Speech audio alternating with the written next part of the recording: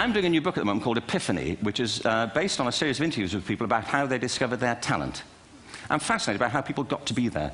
It's really prompted by a conversation I had with a wonderful woman who most people have never heard of. She's called Gillian Lynne. Have you heard of her? Some have. She's a choreographer, and everybody knows her work. She did Cats and Phantom of the Opera. She's wonderful. I used to be on the board of the Royal Ballet in England. Anyway, Gillian and I had lunch one day. I said, how'd you get to be a dancer? And she said it was interesting. When she was at school, she was really hopeless. And the school in the 30s wrote to her parents and said, we think Gillian has a learning disorder. She couldn't concentrate, she was fidgeting. I think now they'd say she had ADHD. Wouldn't you?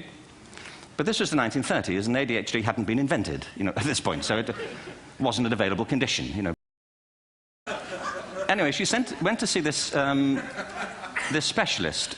So this oak-panelled room, and she was there with her mother, and she was led and sat on this chair at the end, and she sat on her hands for 20 minutes while this man talked to her mother about all the problems Gillian was having at school. And at the end of it, because she was disturbing people, her homework was always late and so on, little kid of 8, in the end, the doctor went and sat next to Gillian and said, Gillian, I've listened to all these things that your mother's told me. I need to speak to her privately. So he said, wait here, we'll be back. We won't be very long. And they went and left her. But as they went out the room, he turned on the radio that was sitting on his desk. And when they got out the room, he said to her mother, just stand and watch her. And the minute they left the room, she said she was on her feet, moving to the music. And they watched for a few minutes, and he turned to her mother, and he said, Mrs. Lynne, Gillian isn't sick, she's a dancer. Take her to a dance school. I said, what happened? He said, she did. I can't tell you how wonderful it was. We walked in this room, and it was full of people like me. People who couldn't sit still. People who had to move to think. Who had to move to think.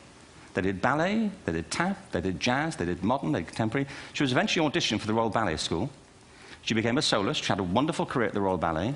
She eventually graduated from the Royal Ballet School, found her own company, the Gillian Dance Company, met Andrew Lloyd Webber. She's been responsible for some of the most successful musical theatre productions in history. She's given pleasure to millions, and she's a multi-millionaire. Somebody else might have put her on medication and told her to calm down.